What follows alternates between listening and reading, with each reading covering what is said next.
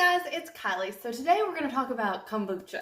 The only way that I ever tried it was making it homemade. I just went ahead and got started on it, and I thought it was pretty delicious. Then I tried some at the store, and it did not quite hit the spot. So I am a traditionalist. I really believe in making it yourself. So we're going to talk about it, because how do you get started? It's super fun to do. It's very easy to follow through. You get attached to your SCOBY if you're like me. So first I've boiled some water. So first you want to start out with some tea. So I boiled 4 cups of water, and I've already steeped that for 10 minutes. We don't need to watch me boil water. You do want to use black tea for that. You can find tea bags of black tea. You can use loose leaf tea. It doesn't really matter. A lot of the English breakfast teas that you find, those are made with pure black tea. I'm partial to it. I just think it has a stronger flavor, and it really does come out good in your kombucha. So I do recommend it. Is it the only thing you can use? Probably not. But I do recommend it.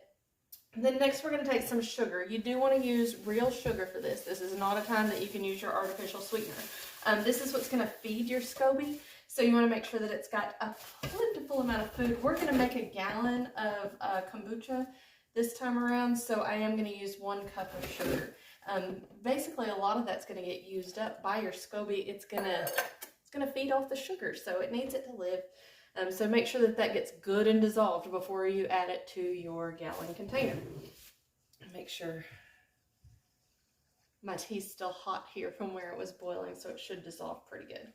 I've got a 1 gallon glass jar. You do want to make it with a gallon. I already have a temperature strip on there.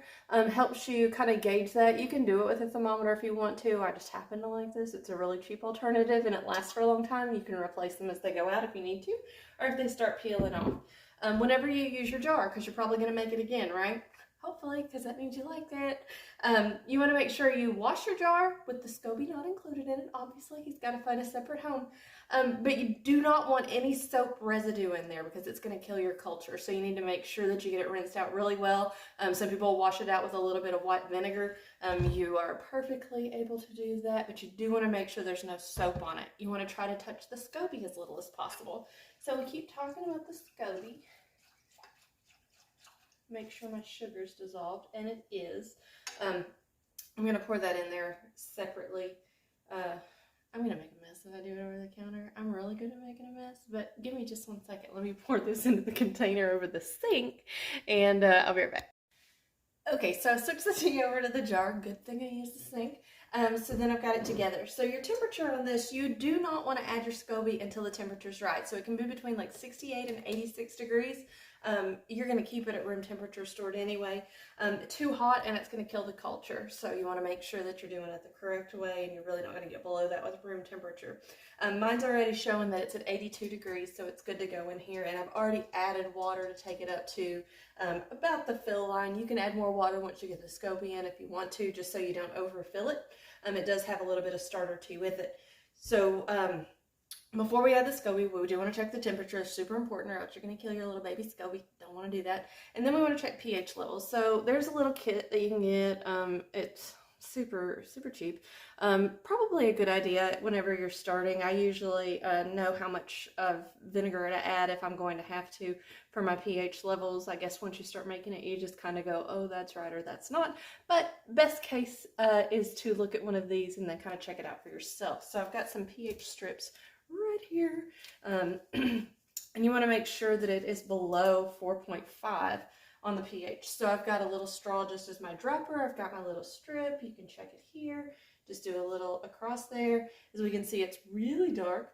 So it's still a little high. So it's still at that 5.0. So I want to be below that. So I am going to add just some plain white vinegar to it. A couple of teaspoons for this one, because that didn't really make an impact, and it definitely was over. Give it a little stir. So then next we're going to add our SCOBY, and this is the favorite part for me.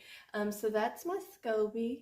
See them floating down there at the bottom? So that is a symbiotic culture of bacteria and yeast. It is in a little bit of your starter tea. You always want to keep about a cup of starter tea each time you move this over. So the next batch that you make, you're just going to make it the exact same way. You're going to take your SCOBY out, you're going to put it in the little pot with it, and then you're going to pour about a cup of starter tea. I usually pour the rest of this in like a jug that I keep in the refrigerator to stop the fermentation. You can also do some different recipes and do your second ferment, which I will probably get to some of those. There's all kinds of things that you can create with that to make different flavors and exciting things. But strange as it sounds, I just love my SCOBY and I got so attached. So it's going to form a new one each time you make a batch of tea. So if you have a friend that wants to try it or somebody's in the local area and you want one, I'm going to have SCOBYs ready. I do let mine sit the full like 14 days just because I like it to be really strong. You're going to leave this in here for about 7 to 14 days. I'm probably going to go ahead and make a mess here, but we'll try. Starter tea and a little SCOBY went in there. I don't know, it's just so exciting, you guys. Okay, so he's in the tea. He's going to float up top and he'll situate himself. You do want to touch him as little as possible. See how he's floating in there? He'll probably float right up to the top. It just takes him a little time. Oh, look at him, he's so cute. Okay, so then we want to make sure, depends on how full you want your jar. If you're going to put it up somewhere high, you don't want it too full to the top or else you're going to start sloshing it around on yourself. You do want to cover it, so just a coffee filter. You do not screw a lid on this. You do not put that on there tight. You can cover it with a coffee filter and a rubber band. Super cheap and easy way to do it. You can do some cloth if you choose to do that. But that way, you can have air circulating still, and then bugs and stuff can't get in there, since you're just going to let it sit there for a couple of weeks.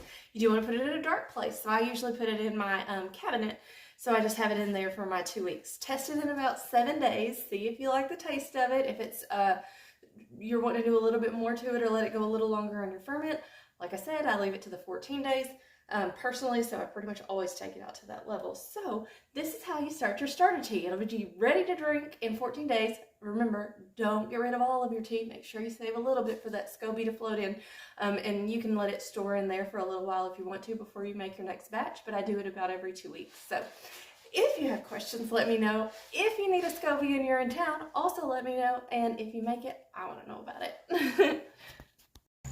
Hey guys, thanks so much for watching me. Don't forget I'm available on Facebook, Instagram, TikTok, and YouTube. So find your favorite platform and you can find me.